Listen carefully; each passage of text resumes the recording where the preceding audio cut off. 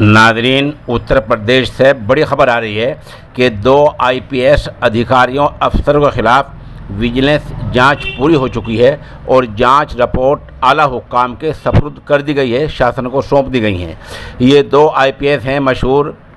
एक का नाम है अजयपाल शर्मा आईपीएस और दूसरा है हिमांशु कुमार आईपीएस। दोनों आईपीएस हैं।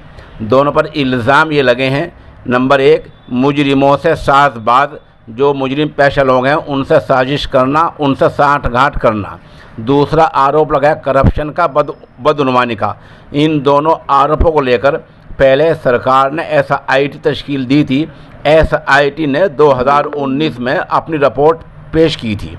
उसके बाद आला हुक्काम ने विजिलेंस रिपोर्ट बिठाई। अब विजिलेंस ने भी अपनी रिपोर्ट शासन के सपुर्द कर दी है और बताया जा रहा है कि दोनों के खिलाफ सबूत पर्याप्त, बड़े सबूत पाए गए हैं जिसकी वजह से कार्रवाई कभी भी हो सकती है। आपको बता दें कि अजयपाल शर्मा ज़िला शामली के पहले आईपीएस रहे हैं, यहाँ एसपी रहे हैं। उस दौरान भी आप यहाँ चर्चा में रहे हैं और उससे पहले भी काफ़ी चर्चा में रहे हैं। और एक बड़ी वजह इसकी ये है कि हल्का कैराना के मेंबर असम्बली जनाब नाहिद हसन ने भी इनके खिलाफ अदालत का दरवाज़ा खटखटा रखा है। अब देखना यह है कि विजिलेंस ने जो रिपोर्ट आला हुक्काम के सपुर्द की है वो कहां तक पूरी उतरती है और अगर वो मुकम्मल साबित हो जाती है तो इनके खिलाफ कार्रवाई क्या होती है।